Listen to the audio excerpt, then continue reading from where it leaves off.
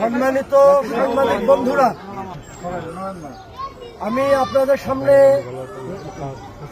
আমার এখন ময়দানগুলোতে কেন্দ্রগুলোতে ঘোরার কথা, আপনাদের সামনে কথা বলছি অত্যন্ত দুঃখ ভারাক্রান্ত হৃদয়ে। প্রথমে আপনাদেরকে ধন্যবাদ জানাই, সালাম জানাই, শুভেচ্ছা জানাই। আপনারা প্রথম থেকেই সত্যটা তুলে ধরছেন, সঠিক তথ্য জনগণের কাছে উপস্থাপন করছেন। আজকেও সেই সুযোগ আমাকে করে দিচ্ছেন, এজন্য আবারও আপনাদেরকে ধন্যবাদ। আমি অত্যন্ত ভারাক্রান্ত হৃদয়ে আপনাদের সামনে জানাচ্ছি যে প্রথম থেকেই আমরা যে অভিযোগটা করে আসছিলাম যে বগুড়ার এই রিটার্নিং অফিসার পক্ষপাত দুষ্ট এবং এই কাজ পরিচালনার জন্য যে ধরনের শক্তি সামর্থ্য সাহস দরকার, এই শক্তি সামর্থ্য সাহসের তার মধ্যে অভাব রয়েছে এবং তিনি একটি দলের প্রতি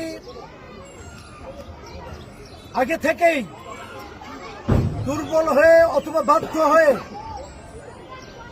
দলীয় প্রিজাইডিং অফিসার, পুলিং অফিসার নিয়োগ দিয়েছিলেন। তার প্রমাণ আমি গতকাল সাংবাদিক সম্মেলনের মাধ্যমে আপনাদের কাছে উপস্থাপন করেছিলাম। 16 জনের ব্যাপারে স্পেসিফিক তথ্যপত্র সহ ছবি সহ আপনাদেরকে জানিয়েছিলাম।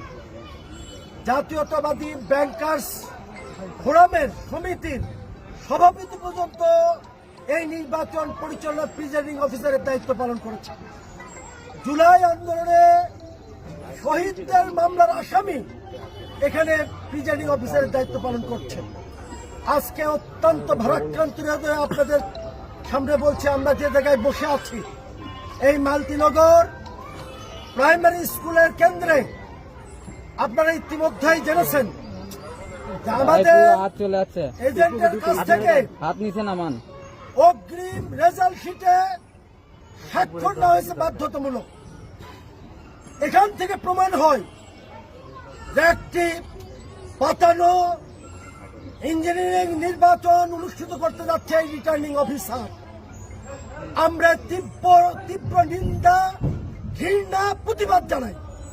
সরকারি কর্মকর্তারা যদি জনগণের বিপরীত অবস্থান নেন, আমাদের দেশে তাদের পরিণতি কি হয় অনেক নজির রয়েছে। আমি কেন্দ্রীয় নির্বাচন, জাতীয় নির্বাচন কমিশনের কাছে ইতিমধ্যে অভিযোগ পাঠিয়েছি, জেলা প্রশাসনকে অবহিত করেছি, এসপি মহোদয়কে অবহিত করেছি এবং আপনাদের মাধ্যমে জাতির কাছে প্রশ্ন রাখতে চাই, নির্বাচনের রেজাল্ট শিট এই সকালবেলা এজেন্টের কাছ থেকে বাধ্যতামূলক কেন সই নেওয়া হবে, স্বাক্ষর কেন নেওয়া হবে?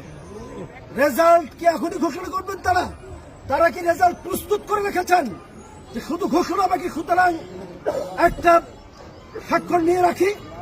বিষয়টা যদি এমন হয় তাহলে আমরা মনে করব বগুড়ার একটা মাগুরায় রূপান্তরিত হতে যাচ্ছে। আমি বিশ্বাস করি বগুড়াবাসী এই বগুড়াকে আর নতুন কোনো মাগুরা হতে দেবে না ইনশাআল্লাহ। আমাদের গতকাল থেকেই আমাদের বিভিন্ন এলাকায় কর্মী এজেন্টদের ভয় ভীতি দেখানো হচ্ছে। আপনারা জানেন গতকাল নামুদার ট্যাংরা বন্দরে আমাদের এক কর্মীকে মারধর করে জখম করা হয়েছে। আপনারা পত্রিকায়, ফেসবুকে দেখেছেন তার আহত হওয়ার ছবি। একইভাবে বাঁশবাড়িয়া ভোট কেন্দ্রে আমাদের অফিস ভাঙচুর করে আমাদের কর্মীদেরকে তাড়িয়ে দেওয়া হয়েছে। পুলিশ লাইন ভিটিদের কেন্দ্রে মব সৃষ্টি করে আমাদের কর্মীদেরকে তাড়িয়ে দেওয়া হয়েছে। প্রশাসন যে আবারও সেটা নিয়ন্ত্রণ করেছে, বর্তমানে সেখানে আমাদের কর্মীরা অবস্থান করছে। মহিলা কর্মীদের ব্যাপকভাবে ভয়ভীতি দেখানো হচ্ছে। মহিলা কর্মীদেরকে ভোট কেন্দ্রে যেতে বারণ করা হয়েছে। আমি মনে করি আমার প্রতিদ্বন্দ্বী প্রার্থী গতকাল যে নেকাবধারী মহিলাদের ব্যাপারে বক্তব্য দিয়েছেন, এটা ছিল এই ইঞ্জিনিয়ারিং অংশ, যাতে নেকাবধারী, হেজাবধারী মহিলারা ভোট কেন্দ্রে আসতে না পারে। আজকে অনেক আমাদের মহিলা কর্মী, অনেক নেকাবধারী ভদ্র শালীন মহিলারা ভোট কেন্দ্রে যেতে অপমান বোধ করছেন, তারা ভোট কেন্দ্রে আসতে চাচ্ছেন না। আমরা মোটিভেশন অব্যাহত রেখেছি। সবচেয়ে উদ্বেগজনক হলো কারণ আমাদের কাছে বিভিন্নভাবে খবর আসছে যে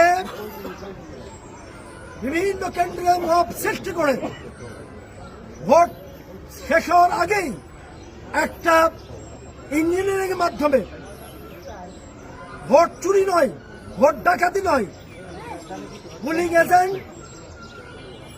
পুলিং অফিসার এবং প্রিজাইডিং অফিসারের সমন্বয়ে সব কেন্দ্রে নয়, তারা নির্দিষ্ট কিছু কেন্দ্রে এই ইঞ্জিনিয়ারিং এর ব্যবস্থা করবে। আমি ইয়েতে গিয়েছিলাম সিটি বালিকা বিদ্যালয়ে, সেখানে দেখলাম এক পুলিং অফিসার তিনি 10টি পাতায় অগ্রিম সিল দিয়ে রেখেছেন। আমরা যখন জিজ্ঞাসা করলাম প্রিজাইডিং অফিসারকে বললাম, উনি বললেন যে আমি আরেকবার নিষেধ করে গেছি তাকে। প্রিজাইডিং অফিসার নিষেধ করার পরে পুলিং অফিসার আবার 10টা সিল মেরে রেখেছে। এখানে কি ইঙ্গিত করে, কি বোঝা যায়?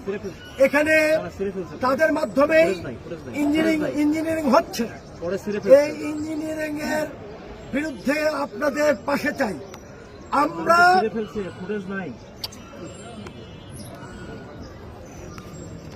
আমরা মনে করি যে বড়গুলা টিন পট্টিতে তারা মব সৃষ্টির উদ্দেশ্যে টিন পট্টির মধ্যে 30-40টি মোটরসাইকেল সহ লাঠি সোটা সহ অবস্থান করছে। তাদের মোটিভ কি আমরা জানি না, কিন্তু এত কিছুর পরেও লাঠি সোটা সহ এতগুলো মোটরসাইকেল যেখানে নিষিদ্ধ, সেখানে এতগুলো মোটরসাইকেল সহ ওখানে তারা অবস্থান করছে। কি উদ্দেশ্যে অবস্থান করছে আমরা জানি না। আমরা